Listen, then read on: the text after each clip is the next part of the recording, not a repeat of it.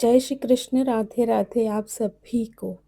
आज है 22 जून 2026 और फर्स्ट टाइम इंस्टाग्राम पे मुझे कमेंट्स आया था कि क्या आपने नया रूम लिया है, आप कौन सी सिटी में रहते हैं।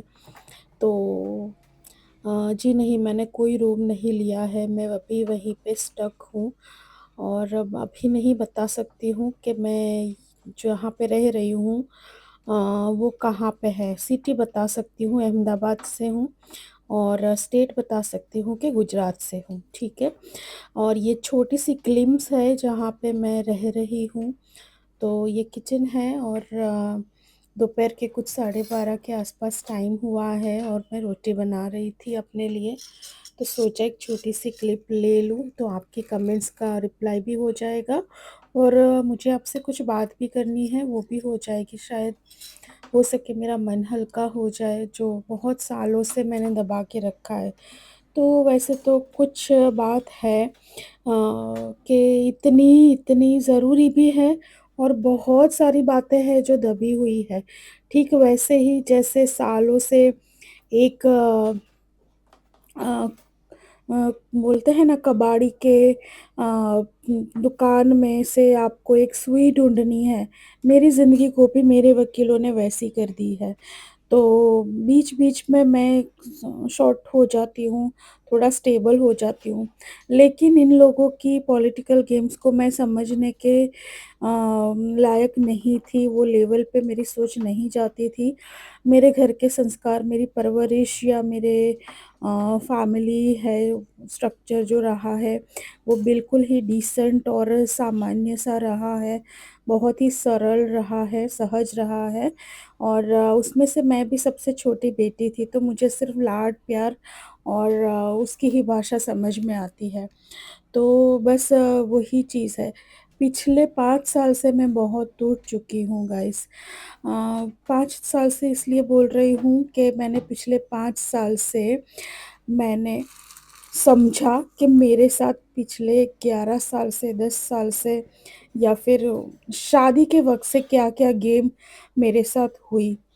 तो ये मैं पिछले 5 साल से समझने की कोशिश कर रही हूँ और जैसे-जैसे पुराने टाइम में जाके देखती हूँ कि मेरे साथ क्या-क्या घटा था, तो अब पता चल रहा है कि सब पाखंड था, सब गेम था, सब रचा-रचाया स्वांग था और वही चीज़ें मेरे साथ मेरे वकीलों ने भी कोर्ट में की।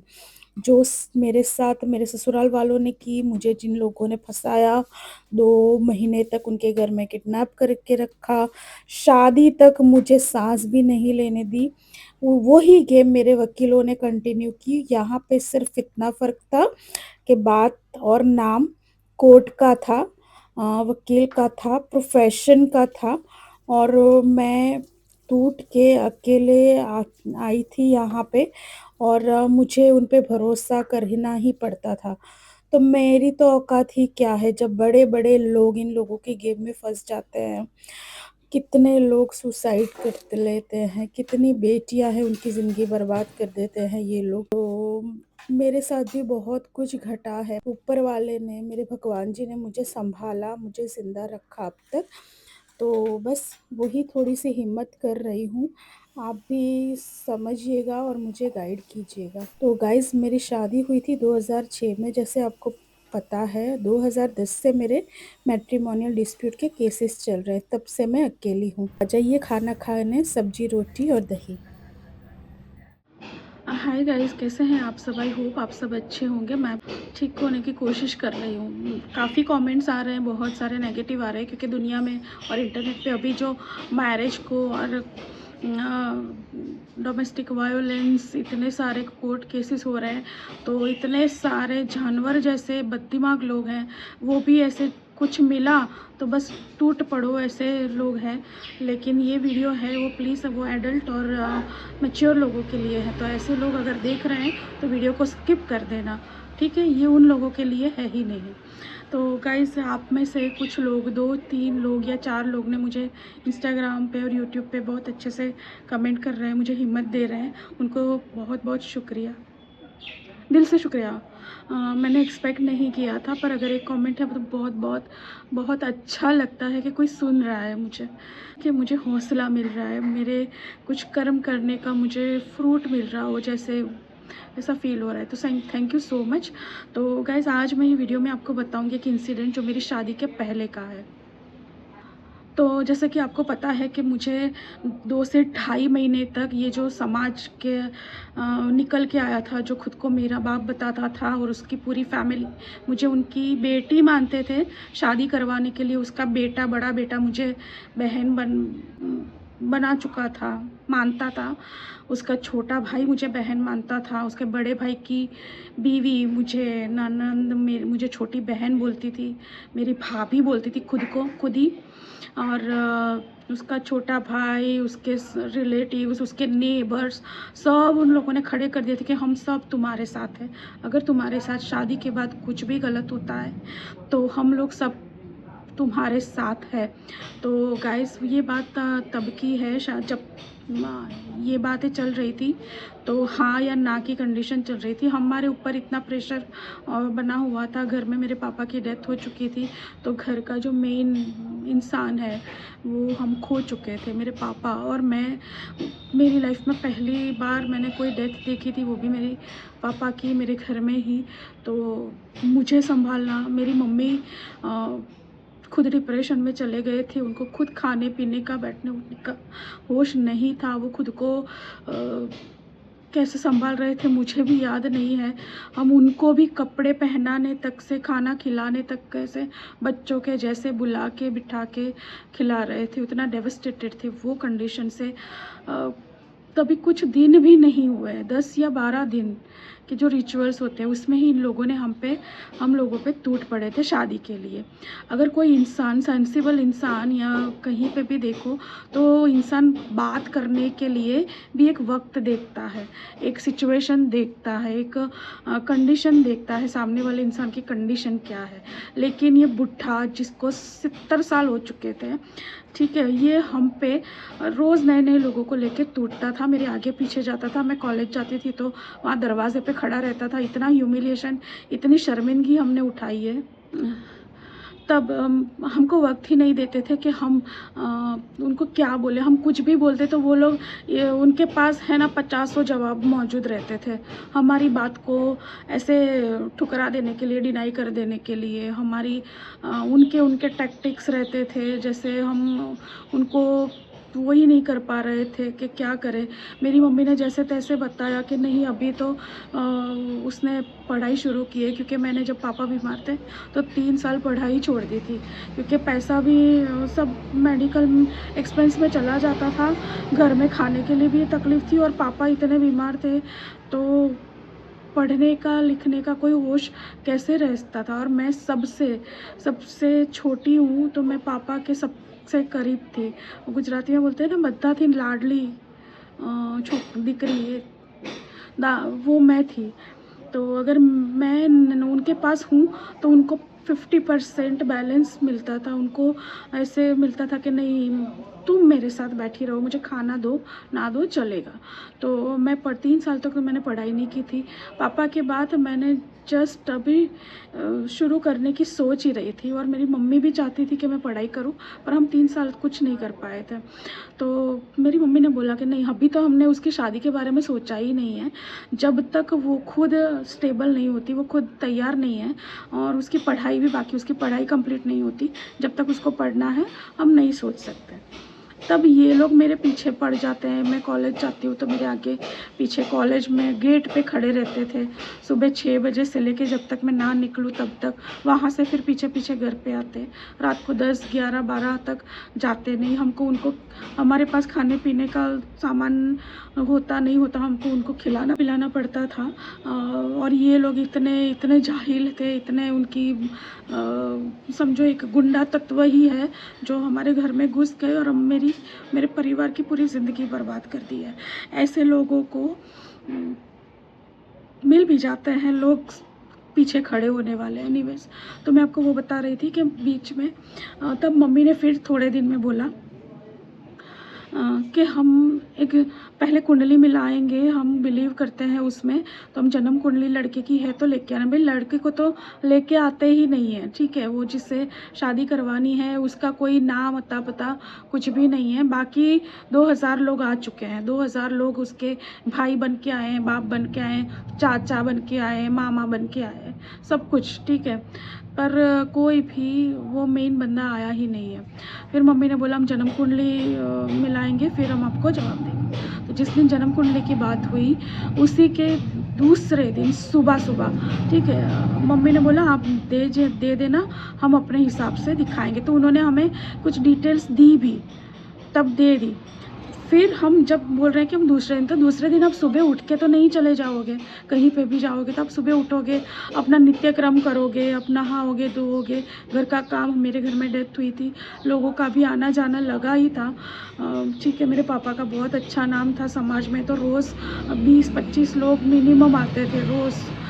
जैसे कभी कोई नेबर आ गया, पुराने नेबर आ गए, उनका शॉप था, उनके बिज़नेस से रिलेटेड कोई आ गए, कोई कस्टमर्स आ गए, ऐसे लोग लगे रहते थे।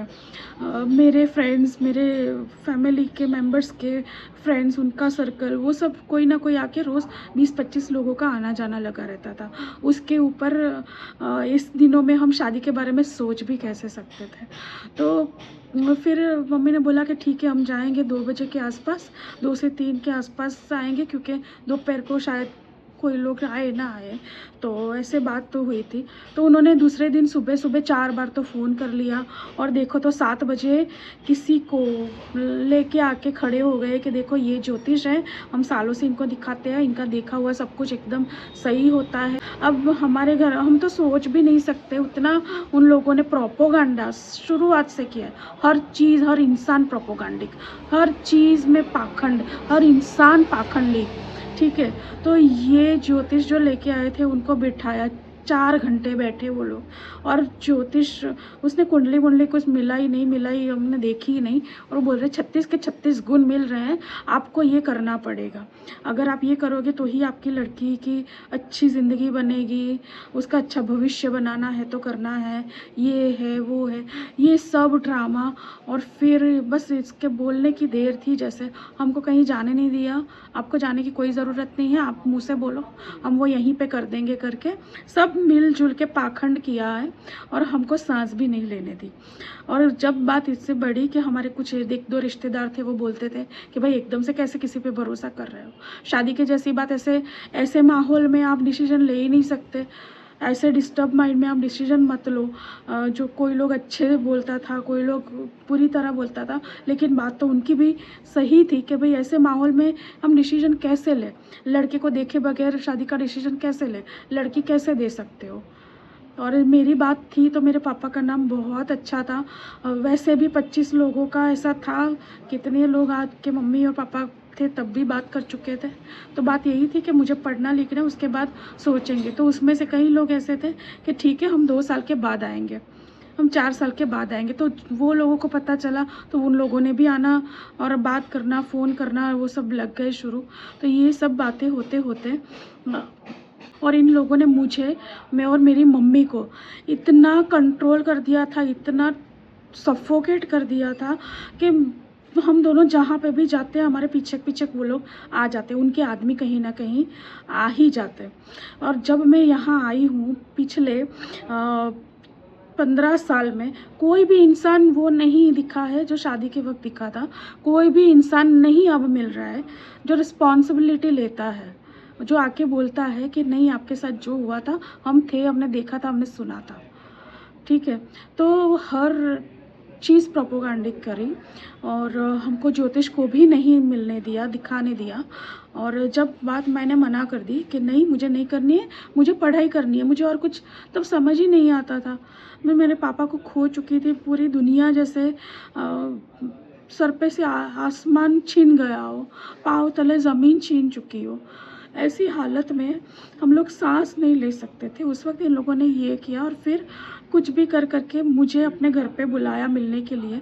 फिर वहाँ पे स्टक कर दिया। मैं मम्मी देखने आए, मिलने आए तो उनको रोक लिया। अब मेरी माँ और मैं का माँ की जान होती है बच्चों में। उनको भी गुलाम बना के अपने घर में रख दिया।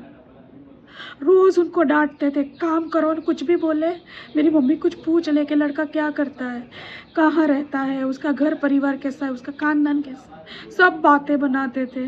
मेरी मम्मी बोलती ये सब बातें चल रही है, सामने तो कुछ दिख नहीं रहा है हमको, क्या करें। और मुझे पता नहीं उन लोगों ने क्या कर दिया था, अब मुझे समझ आ रहा है। उन लोगों ने ब्लैक मैजिक के ज़रिए मुझे कंट्रोल कर दिया था। मैं बिल्कुल नहीं सोचती थी, लेकिन जैसे ही मैं उसके घर में गई, उन लोगों का खाना खाया या क्या पता नहीं, मैं सिर्फ़ और सिर्फ़ उनकी बातें ही सुनती थी। कभी मेरी मम्मी हाँ ना बोल देती ना, तो मैं मम्मी को बोल देती, मम्मी आप समझ नहीं रहे हो ये लोग क्या बोलना चाहते हैं। तो मुझे इतना गिल्ट हो रहा है कि मैंने मेरी मम्मी की बात भी नहीं सुनी, तब मुझे याद नहीं आ रहा है। लेकिन मैं शादी करने के लिए तैयार नहीं थी, और मैं एकदम से हर चीज़ वो लोग बोलते थे जैसे मैं उनके कंट्रोल में आ गई हूँ। हर चीज़ मैंने खुशी-खुशी की, हर चीज़ मुझसे करवाई गई। और जो ज्योतिष की बात थी, उस वक़्त जो पाखंड ज्योतिष था, वो उस दिन के बाद दिखा भी नहीं। किसी भी विधि विधान में नहीं देखा, ना शादी में दिखा, ना कहीं भी। और सारे खर्चे, पैसे, सब कुछ मेरी मम्मी से ही करवाते थे वो लोग।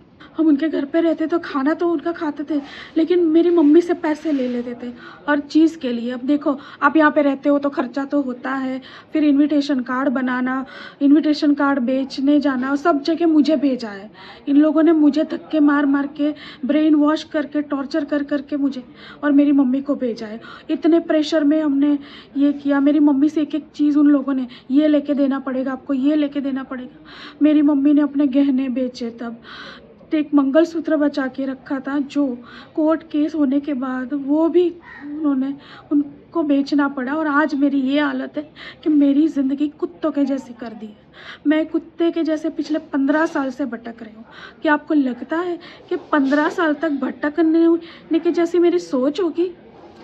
नहीं। मैं जब उसके घर में शादी के बाद गई थी ना, जब वो मेरा पति था ना, तब भी मैंने उससे 5 रुपए नहीं मांगे हैं। उसने खुशी खुशी कब दिए हो, 200 रुपये, 500 रुपये, 1000 रुपये, उसकी खुशी से वो भी चीज़ें उसके घर में ही आती थी। क्योंकि कर्नाटक में हमारे कोई रिश्तेदार नहीं है, मैं कहीं जाती नहीं थी, मैंने कुछ देखा नहीं था, ना मैं कुछ बोल सकती थी।